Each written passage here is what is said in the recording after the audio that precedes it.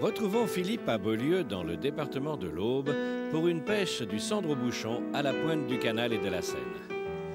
Aujourd'hui, Philippe a invité deux de ses amis, Jean-Luc et Charlie, pour cette journée qui, malheureusement, s'annonce pluvieuse.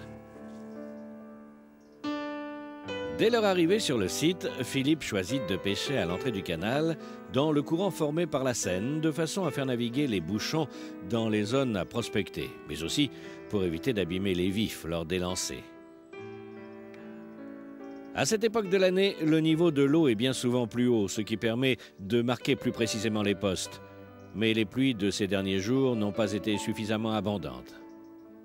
Mais il en faut bien plus pour décourager nos pêcheurs qui s'empressent d'installer leurs cannes, et après un réglage minutieux de leurs lignes et l'accrochage du vif, la partie de pêche peut commencer.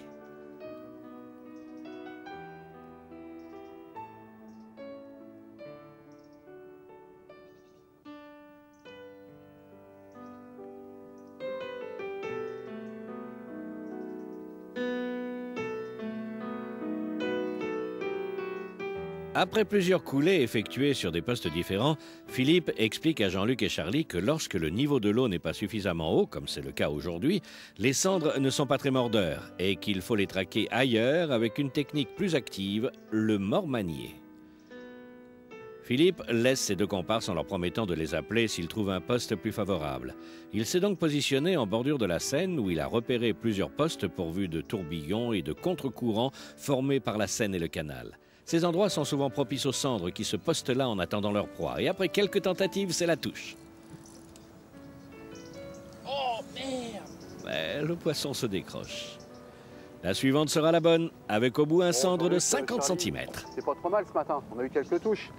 Mais alors la météo par contre, qu'est-ce qu'on a pris comme eau, hein? Oh là là. Bon bah écoute, on va expliquer un petit peu nos montages. Hein?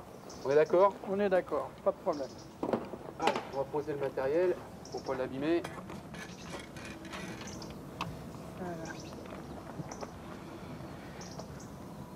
Bon, donc ce matin, on s'est levé de bonne heure. Il n'y avait pas de pluie, on aurait dû se lever peut-être un peu plus tôt. Bon, moi j'ai commencé à pêcher, donc on s'est tous mis au bouchon, mais j'ai pris des bouchons différents. C'est-à-dire que le bouchon que j'avais, moi c'était un bouchon, ce qu'on appelle un bouchon fixe.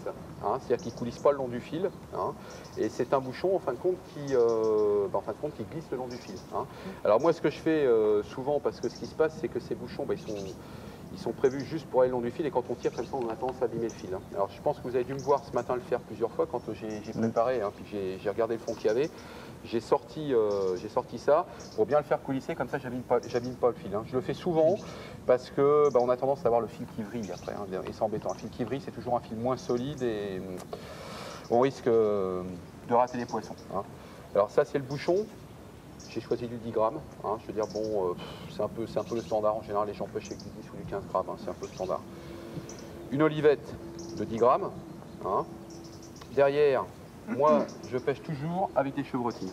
Alors, chacun a sa méthode. Certains mettent des perles, d'autres des petits plombs. Hein. Moi, je mets une chevrotine suffisamment grosse de façon que l'olive, quand elle vient taper, elle ne vient pas abîmer ni le fil, ni le plomb. Hein. Donc, on regardera tout à l'heure, je vous montrerai tous les éléments.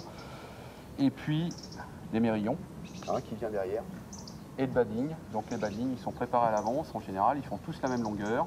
Et il se termine par un hameçon. Alors moi aujourd'hui j'emploie des hameçons droits, forgés, taille numéro 4. Hein. Pour le cendre, c'est pas mal. Il y en a qui peuvent pêcher avec du 6 ou avec du 2. Je pense que le 4 c'est le bon compromis entre les deux. Hein. Donc ça c'est pour la ligne en tant que telle. Hein. Alors chose très importante, parce que les gens toujours n'ont pas dans l'esprit, le corps de ligne, la résistance du corps de ligne doit toujours être supérieure au bas de ligne. D'accord? Bah, c'est classique, parce que le jour où on s'accroche, qu'est-ce qui se passe? On tire, hein. Il y a des fois on laisse au fond, si le corps de ligne est moins fort que ça, on va casser au-dessus, on va laisser le bouchon, le plomb, les mérillons, l'hameçon. Par contre, si ça c'est moins fort, ce qui doit être le cas, bah, on va laisser que l'hameçon. Et après on a juste un badding à refaire, c'est quand même beaucoup plus simple. Hein. Bon, ce matin, donc, j'avais une canne qui faisait donc 4 mètres. Hein. Bon, ça c'est pareil. Je dirais que les cannes opposées ou comme ça au bouchon itinérant comme on a fait, entre 3,80 m et 4,50 m pratiquement, bon c'est bien, je veux dire, bon c'est des cannes qui sont pas trop longues et qui permettent de se faufiler un petit peu partout. Et puis bon, un moulinet basique, hein, de pêche opposée ou de pêche au bouchon. Alors, moi j'avais opté pour le fil, puisqu'on en parlait, j'avais opté ici pour du 28 centièmes, hein, et puis là j'avais mis en bas de ligne, j'ai du 24-25 centièmes à peu près. Hein. Donc voilà quoi. Hein.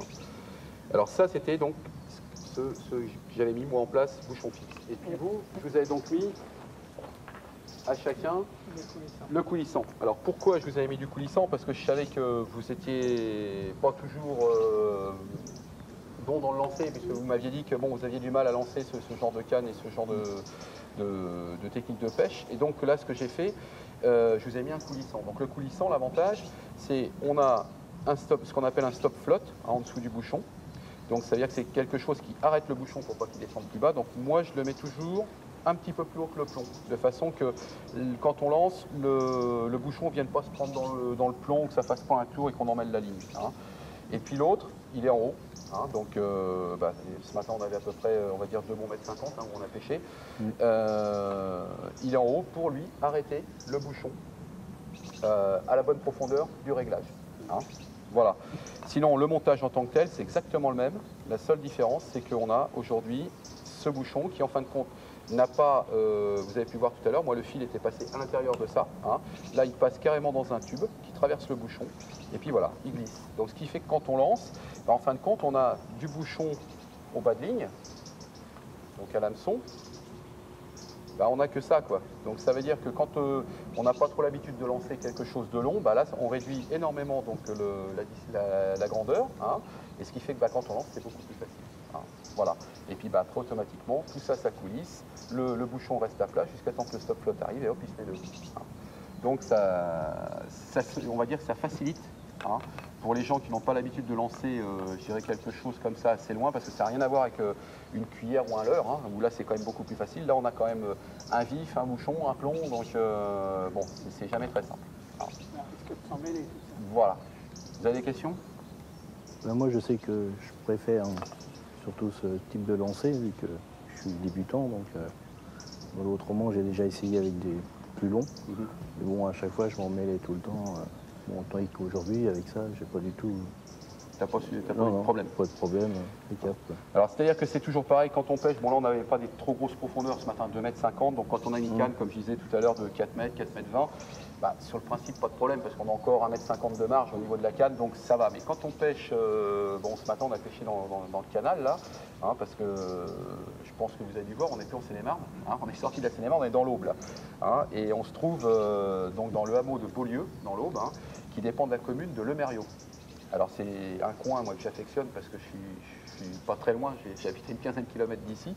Et là on a donc le canal hein, avec l'écluse, alors on passe des péniches, ce matin vous en avez vu passer une d'ailleurs. Ouais. D'ailleurs le passage des péniches on en reviendra tout à l'heure, on en reparlera, vous nous ferez penser, je vous expliquerai au niveau des poissons ce que ça peut apporter. Et puis on a la Seine au bout. Donc on a pêché toute la matière entre le canal et la Seine en fin de compte. Hein, parce que là c'est la période d'hiver où l'eau a tendance à monter un petit peu, il y a un peu de courant, et puis les poissons viennent se réfugier un petit peu dans cette eau. Vous avez vu, il y avait des tourbillons, il y avait, hein, donc ils viennent se réfugier un peu dans cette eau qui est, on va dire, un petit peu plus calme, hein, et ils viennent s'abriter dans ces tourbillons par rapport au courant qui est là-bas. Hein. Donc voilà, donc là, ça veut dire que là, on n'a pas. Par contre, si on avait été un petit peu plus haut en Seine, souvent on a des profondeurs plus importantes, 3 mètres, 3 mètres 50, hein, parce que souvent la Seine est un peu plus creusée par justement ces passages de péniche. Et ce qui fait que là, on a moins de distance entre le bouchon et le sillon. Et là, ça devient beaucoup plus difficile à pêcher. Hein. Voilà. Alors, on va remontrer tous ces petits éléments dont on vient de parler. Hein. Alors, ça, on en parlera tout à l'heure, du ciseau. Donc, voilà. Hein, donc, ce qu'on disait, il n'y a pas grand-chose, il n'y a pas besoin de grand-chose. Le bouchon, bon, fatalement. La petite olive. La petite boîte, donc pour les, hein, donc la petite boîte de chevrotines. C'est ça que tu appelles des chevrotines? Voilà, c'est ça qu'on appelle des chevrotines. Hein, donc alors il y a des tailles différentes. Hein. Bon là, moi j'ai pris une taille un peu moyenne. Hein, je veux dire, Parce que moi j'utilise des plombs carrément. C'est ce que je disais tout à l'heure. On peut mettre des petites cendres. Oui. Non, pas des petites. Je prends les plus grosses dans les. Oui. Hein, et puis ça marche très bien aussi. Hein. Tout à fait. Bon. Ça, donc ce que je disais tout à l'heure, le stop flotte.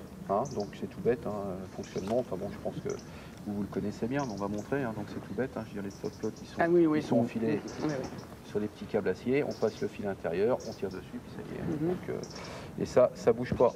Moi j'avais une technique avec du fil aussi. Oui, ça peut être avec du fil. en- Alors, avec le fil, c'est ce qu'on appelle, donc ça c'est les stop flottes, et c'est ce qu'on appelle, je suis en train de chercher le mot, je me rappelle plus, c'est un autre nom. Oui, c'est un autre nom. Le nom, je ne le connais pas, mais ça marche. C'est une sorte de nœud. Oui, on fait bloque, des hein. nœuds, et puis voilà, on tire sur les deux bouts, on enlève les... Mais des fois, ça raccroche Oui, dans le corps de lit. dans le corps, oui. Ouais.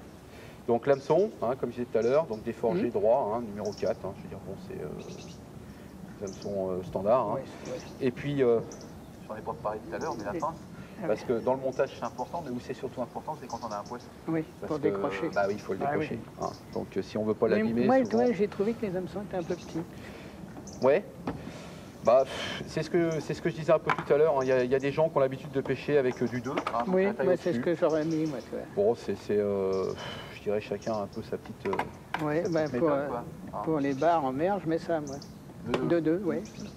Là, on a quand même des poissons qui sont en général un petit peu plus petits que le bar, déjà d'une, hein, le cendre. Oui, et puis le cendre, ce qu'il faut savoir, c'est que c'est un poisson qui est très méfiant. C'est-à-dire que le moindre truc, il va relâcher. Alors que le brochet, lui, va avoir tendance à engamer tout. Alors que le cendre, il est capable de recracher tout. Hein. D'accord, d'accord. Alors, ce matin, donc, on s'est retrouvés tous les trois à pêcher donc, au bouchon. Vous avez, vous, pêché de façon différente. Alors, Charlie, toi, tu as cherché quoi ce matin? Ben, moi, j'ai essayé, comme tu m'as dit qu'on allait essayer de pêcher des cendres, j'ai dit on va faire... ben, j'ai pêché avec mon bouchon coulissant, j'avais un bouchon coulissant. On a mis le même fond que toi, tu avais jaugé, enfin, que tu avais sondé.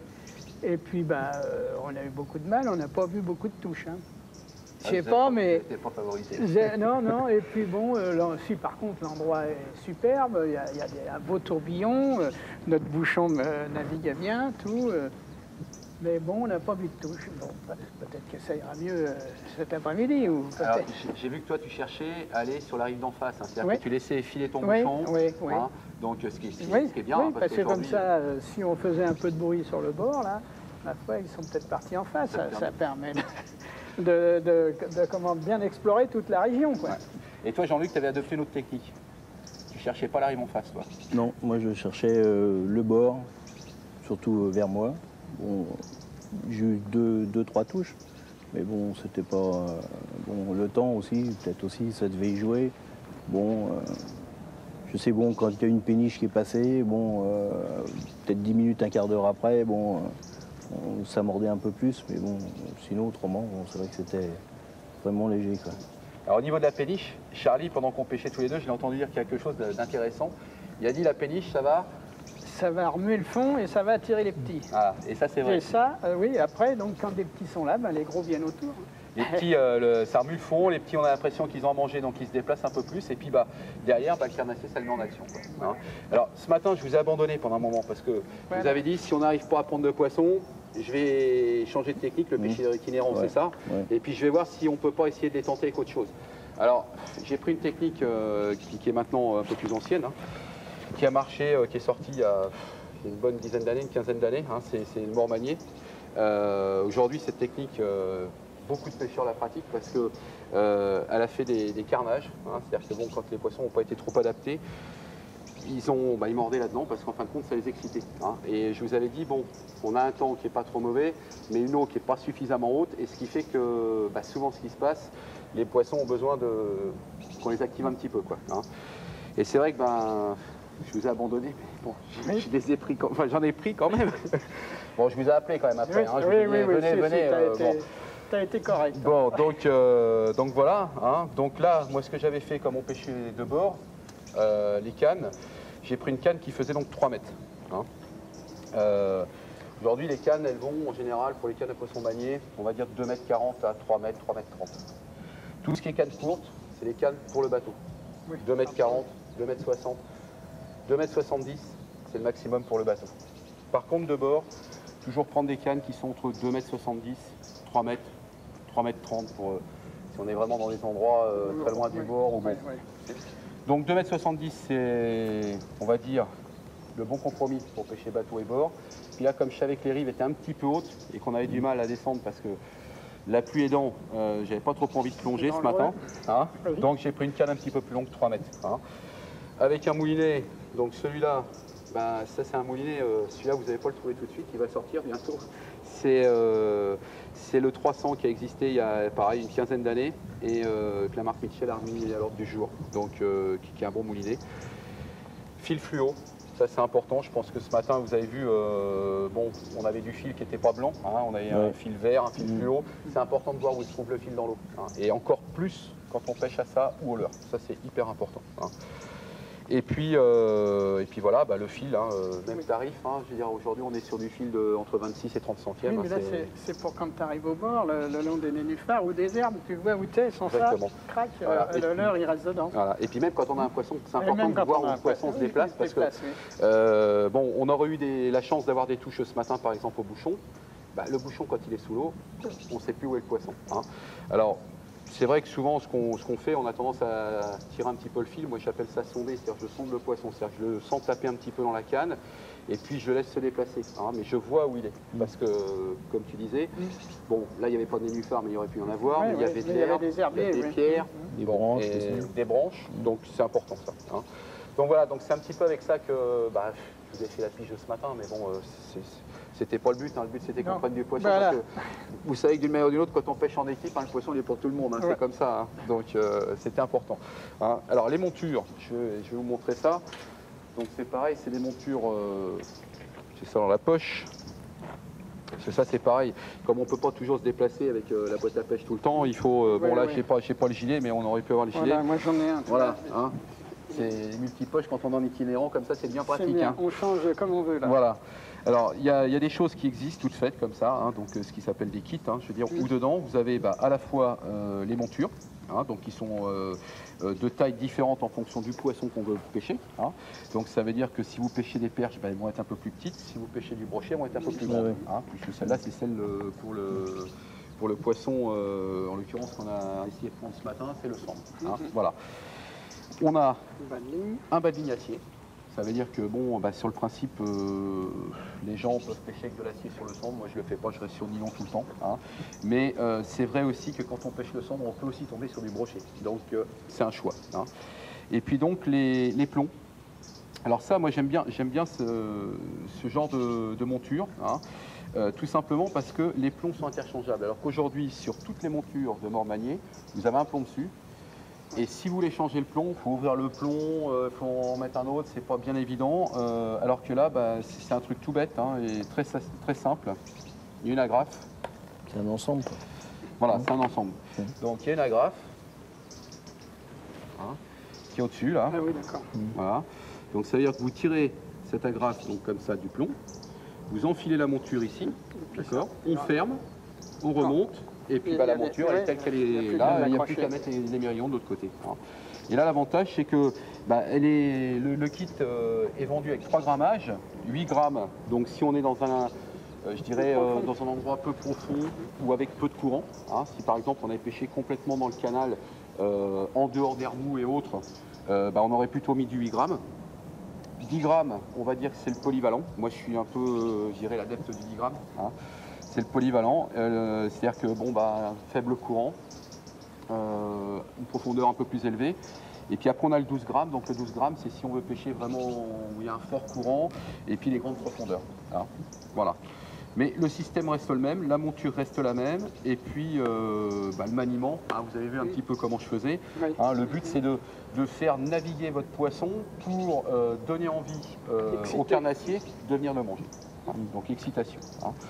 Mais bon, je sais que vous auriez été aussi autant capable que moi de le faire, parce que bon, c'est moi qui avais la canne, bon, c'est comme ça que ça s'est fait, mais je suis sûr que la prochaine fois, ça sera l'inverse qui va se passer. On fera des essais. C'est vous qui aurez la canne, il n'y a pas de problème. Hein. Mais ça, c'est important aussi pour les pêcheurs de carnassiers. Il ne faut jamais s'arrêter à une technique. Et ça, on en parlait ce matin ensemble. Oui, hein, c'est pour ça que tu as changé. Voilà, on s'est dit, bon, si ça ne mord pas comme ça, on va faire comme ça. Et au pire, si le carnassier ne mord pas, on a quand même ce qu'il faut pour éventuellement faire autre chose. Quoi. Parce que le pêcheur qui part avec une canne dans sa voiture, je crois qu'il a tout faux. C'est, à mon avis, ou alors il faut avoir une canne très polyvalente qui puisse faire tout. Quoi. Mais bon, c'est un peu dommage. Quoi. Alors, les vifs. Parce que là, donc, on n'a pas tout ça. L'épuisette, ce matin, on s'en est pas servi, mais enfin, on aurait pu. Hein. La bourriche pour stocker le poisson, hein, c'est toujours important. Puis les vifs. Alors, ce matin, vous avez pris quel type de vifs pour pêcher? Des goujons, on appelle. Goujons, Ouais. goujons. Tous les deux. Oui, tous les deux, oui. Ouais. Mais justement, c'est un très bon leurre, le goujon. Mais là, je trouve que l'eau est un peu trouble. Peut-être qu'un poisson brillant, ça aurait peut-être... Non. Plus un gardon et la blette. Ouais, plus. Ouais. Ouais. J'aurais pensé qu'avec ça, ça aurait peut-être mieux marché. Et les goujons, peut-être les plus petits possibles, quoi. Bon, ben là, Plus ils plus- n'étaient pas très grands quand même. Ça Ouais. allait, là.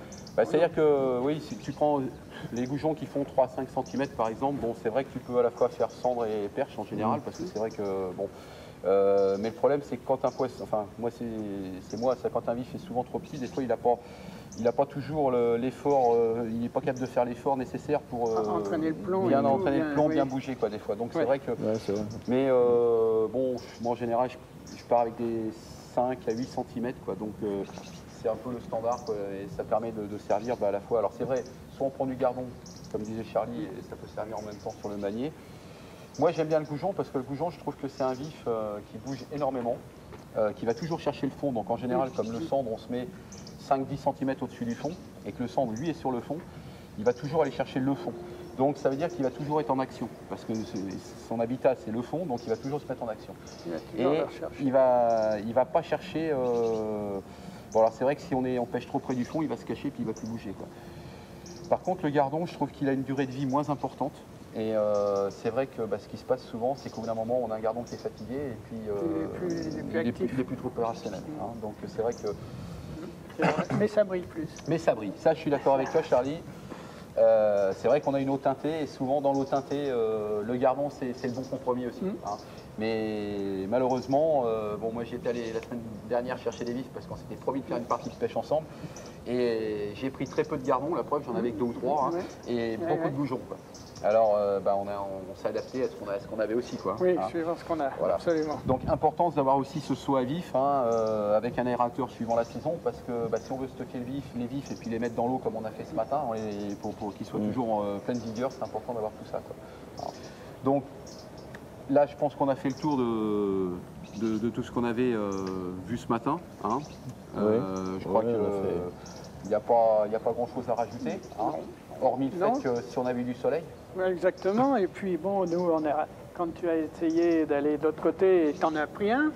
Hein, donc on s'est tous, on a pris nos cannes, notre matériel, et on est venu à côté de toi. Tu nous as dit quand on en prend un, c'est rare qu'il n'y en ait pas d'autres. Alors donc on y est allé. C'est ça le travail d'équipe. Oui, Hein. c'est ça. C'est vrai bien. que le centre vit en groupe, c'est ça le C'est travail bien, d'équipe. c'est pour ça qu'on vient avec toi, Philippe. Bon, Charlie, Jean-Luc, je vous remercie. On a passé une super journée. On va en passer d'autres, hein, parce que je crois qu'il faut pas qu'on s'arrête là maintenant. Hein. Ah non, c'est très bien. Hein, au contraire. ça vous fait. Moi, ça me fait plaisir, à vous aussi. Et puis, je crois qu'il y a que ça de vrai à la pêche. Hein, c'est fait pour s'amuser. Et nous, on se perfectionne. On a déjà nos techniques de pêche et tout, mais avec un professionnel, c'est ça vous permet de voir d'autres choses. exactement. Bon, eh ben allez, moi je vous On va propose. devenir très bon. Je vous propose. On récupère le matériel et puis on remballe. Hein, Oui. c'est parti. C'est parti. Allez. D'accord. Hop, chacun reprend ses cannes. Voilà. Moi je prends celle-là. Allez. Allez, allez. Bon, on y va, toi. Allez. On va aller essuyer tout ça parce que le matériel c'est important d'en prendre Ça soin. a suivi, puis c'est plein de Hein, flotte. et là c'est vrai que c'est Ah plein de oui, flotte ouais. parce que si on le range comme ça, après toute l'eau est à l'intérieur de la canne. Ça crée de l'humidité et puis le problème après c'est que souvent les embouts ont tendance à se coincer et autres. Hein, et si on, Non, ça on roule continue pas à quand prendre même. du poisson, non ça roule pas mais si C'est on veut des cannes continuer. de qualité. Oui, oui, oui.